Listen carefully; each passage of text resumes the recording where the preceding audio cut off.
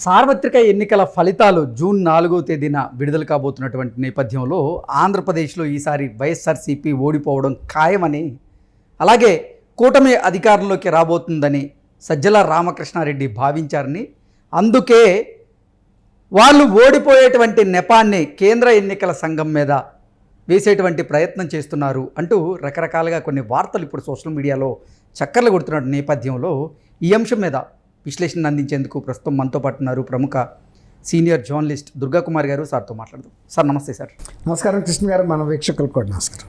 సార్వత్రిక ఎన్నికల ఫలితాలు జూన్ 4వ తేదీన విడుదల కాబోతున్న నేపథ్యంలో ఆంధ్రప్రదేశ్లో ఈసారి కూటమి అధికారంలోకి రావడం ఖాయమని, అలాగే వైఎస్ఆర్సీపీ ఘోర ఓటమిని చవిచూడబోతోంది అంటూ సజ్జల రామకృష్ణారెడ్డి భావించారని, అందుకే ఆ నెపాన్ని కేంద్ర ఎన్నికల సంఘం మీద ఆపాదించేటువంటి ప్రయత్నం సజ్జల రామకృష్ణారెడ్డి చేస్తున్నారు అంటూ రకరకాలుగా కొన్ని వార్తలు ఇప్పుడు సోషల్ మీడియాలో చక్కర్లు కొడుతూ ఉన్నాయి. దీని మీద మీ విశ్లేషణ ఏంటి సార్?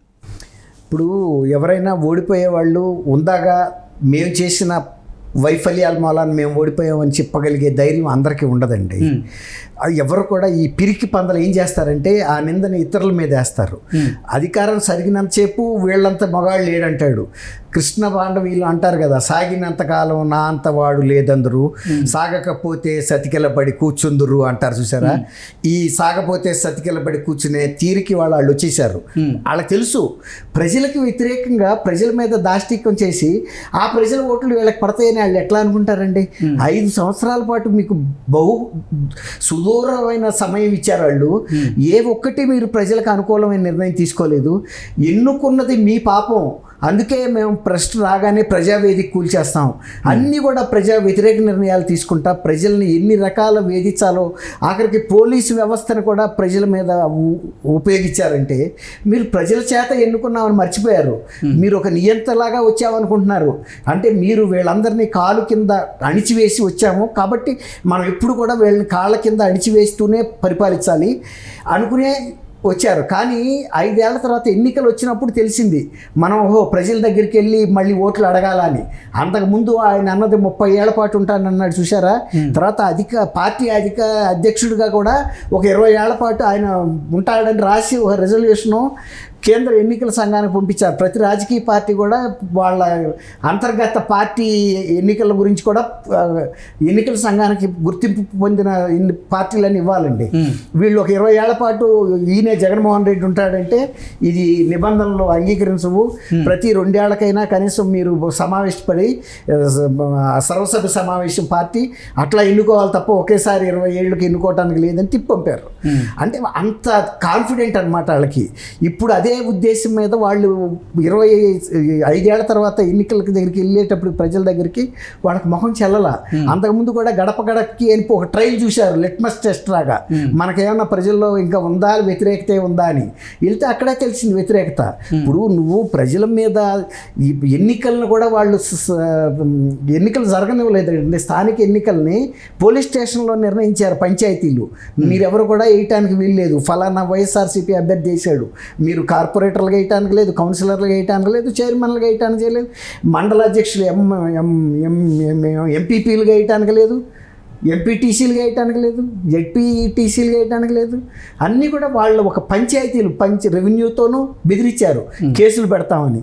ఈ రకంగా ప్రజల మీద ఇంత దాష్టిక్యం చేసి ఫేస్బుక్లో ఏదైనా చిన్న నోట్ పెడితేనే వాళ్ళని తీసుకొచ్చి చంపారాక గ్లౌజు టైంలో కరోనా టైంలో మాస్క్ ఇవ్వలేదని చెప్పిన పాపానికి ఒక దళిత డాక్టర్ని కూడా చంపేశారు కదండి. అంటే ఎంతమందిని చేశారు మీరు.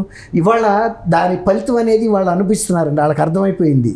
ఇప్పుడు కాదు, గత కొంతకాలం క్రితం అయింది. మొన్న ఎన్నికల కోసం ఎక్కువ పర్సంటేజీ సుదూర ప్రాంతాల నుంచి వాళ్ళ ఖర్చుల మీద వాళ్ళు పెట్టుకుని వచ్చారంటేనే ఈ ప్రభుత్వం చాలా దుష్ట పరిపాలన చేస్తుంది. ఆ కుటుంబ సభ్యులందరూ కూడా అక్కడ సఫర్ అవుతున్నారు కదండి. అందువల్లే ఇంత అధిక శాతం ఓటింగ్ వచ్చింది. ఇప్పుడు ఈ పైకి బిల్డప్ ఇస్తున్నారు. రేపు 9వ తారీఖున వైజాగ్లో ముఖ్యమంత్రి ప్రమాణ స్వీకారం చేస్తాడండి. ఎవరిని బెదిరిస్తున్నారండి వీళ్ళు. ఇన్నిసార్లు ప్రతి పండక్కి పాలనా రాజధాని వైజాగ్ మారుస్తామని చెప్పారు కదా, మీకు గుర్తుంది కదండి. ఇదే బొత్స సత్యనారాయణ ఉత్తరాంధ్రాన్ని మేము చాలా బాగా అభివృద్ధి చేస్తామని వెళ్ళిందా? ఎందుకు పెట్టలేదు? మీకు ఉత్తరాంధ్రాన్ని డెవలప్ చేసే ఉద్దేశం మీకు లేదా? కర్నూలులో న్యాయ రాజధాని పెడతా అన్నారు, పెట్టదలుచుకుంటే ఎన్నాళ్ళు పెట్టాలండి? అసలు ఏమైనా ఒక ఇది పెట్టారు అక్కడ? మీరు ఎంత బాధపడ్డారో, మీరు ఎంత అవస్థలు పడుతున్నారో, మా కుటుంబం కూడా అంత అవస్థలు పడింది, నష్టపోయిందని పరోక్షంగా ఆమె చెప్పింది. సానుభూతి ప్రజలకు తెలియజేసింది. బాబు ఈసారి మీరు ఇష్టం వచ్చిన ఆయన్ని మంచి ఆయన్ని అనుకోండి, జరిగిన దానికి తప్పు క్షమించమన్నట్టుగానే ఆమె ఎన్నికలకి దూరంగా జరిగి వెళ్ళిపోయింది. కాబట్టి ఇవాళ సజ్జల రామకృష్ణారెడ్డి గారు ఆ రోజున క్యాబినెట్ మంత్రుల్ని కేర్ చేయలేదు, వాళ్ళ పాలన కూడా ఈయనే చేశాడు, వాళ్ళు చేయాల్సిన ప్రారంభోత్సవాలు శంకుస్థాపనలు ఈయనే చేశాడు, ముఖ్యమంత్రి ప్రజలకు చెప్పాల్సిన ముఖ్య అంశాలు కూడా ఈయనే చెప్పాడు. అసలు ముఖ్యమంత్రికి ప్రజలకి మధ్యలో సంబంధం లేకుండా చేశాడు. ఎమ్మెల్యేలు ముఖ్యమంత్రిని కలిసే పని లేదు, మంత్రులు కలిసే పని లేదు, అంతా సజ్జల రామకృష్ణారెడ్డి, సర్వం సజ్జల రామకృష్ణారెడ్డి. మరి వాడు వచ్చి అంత బేలగా మాట్లాడుతున్నాడు. తర్వాత మేమేదో చెబుతాము, మీరు మమ్మల్ని నమ్మి బెట్టింగులు వేసుకోబాకండి అని సొంత పార్టీ వాళ్ళు రేపు వీళ్ళని నమ్మి బెట్టింగులు వేస్తే వాళ్ళు కనుక రేపు నష్టపడితే వచ్చి సజ్జల రామకృష్ణారెడ్డిని సాగుపడతారు. అంతే కదండి. డబ్బులు కూడా నష్టపోయాము, మీకు పార్టీకి చేసి పార్టీ ఘోర ఓటమి అయింది, మేము ఓళ్ళల్లో పెత్తనాలు చేశాము, మిమ్మల్ని చూసుకుని విర్రవీగాము, ఇవాళ మా ఓళ్ళల్లో మమ్మల్ని బడితే పూజ చేస్తారు. ఇప్పుడు దానికి తోడు ఆర్థికంగా కూడా మీరు ఇంత గట్టిగా చెబుతుంటే నిజమే చేస్తాడనుకుని బెట్టింగులు పెట్టామని సాగొట్టరండి. డబ్బులు పోతే ఎంత బాధ ఉంటుందండి. అది ఎవడన్నా కానీ. అంతెందుకు, లిబియాలో కల్నల్ గడాఫీ అని ఒక నియంత, అతను ఇష్టం వచ్చినట్టు పరిపాలించాడు, దేశ అధ్యక్షుడిగా ప్రకటించుకున్నాడు, పరిపాలించాడు చాలా కాలం. ప్రజల్ని హింసించేటప్పుడు ప్రజలు తెగబడి ఆ భవనం మీద దాడికి వెళ్ళిపోయారు. అతను సైన్యం ఏం ఆపలేకపోయింది, అతను అంగరక్షకులు ఆపలేకపోయారు. అతను పారిపోయి ఎక్కడ ఒక మురుగు డ్రైనేజ్ పైపులో దూరితే కూడా బయటికి లాక్కొచ్చారు జనం, చేతులతో కొట్టారండి, ముఖం పగలు కొట్టేశారు. అతను ఇట్లా చూసుకుంటాడు రక్తాన్ని. ఒక అధ్యక్షుడిగా అంత రాజభోగాలు అనిపించిన వ్యక్తి బజార్లో జనం పిచ్చకొట్టుడు కొడుతుంటే చూసుకుని ఏం చేయగలడు? చచ్చిపోయాడు. బట్టలు కూడా లేవు ఒంటి మీద. అతను కోడిపిల్ల ఆడుకున్నట్టు ఆడుకున్నారండి. అంత పెద్ద పెద్ద దేశాలకి నియంతలే దిక్కు దివాణం లేకుండా పోయారు కృష్ణ గారు. ఇప్పుడు వీళ్ళంతా మనం అట్ట ఇప్పుడు కూడా ఎవరిని పడితే వాళ్ళని మాట్లాడటం, ప్రజల మీద ఇలాంటి దాష్టీకాలు చేయటం సహించరండి. రేపు ఇంకా నయ్యం, ఇంకా ఇప్పుడు రాక గౌరవించారు. అదే మన పిన్నెల్లి రామకృష్ణారెడ్డిని పగలగొట్టినప్పుడు అక్కడున్న ఓటర్లు కనుక చుట్టుముడితే అతను ఆ పోలింగ్ బూత్లోంచి బయటికి రాగలడా? రాలేదు కదండి. అట్లాగే ఇంకా ప్రజలు ఇన్ని చేసినా భరించారు. ఎందుకంటే ఇక్కడ రీకాల్ అనే ఒక వ్యవస్థ లేదు మన ప్రజాస్వామ్యంలో. కొన్ని దేశాల్లో తప్పు జరిగితే ఒకసారి ఎవరన్నా అభ్యర్థి ఇచ్చి గెలుపొందితే అతను కనుక ఈ అమలు చేయలేకపోతే రీకాల్ చేసే అధికారం ఉంది. ప్రజలు మళ్ళీ ఎలక్షన్ పెట్టించి ఇతను వద్దని.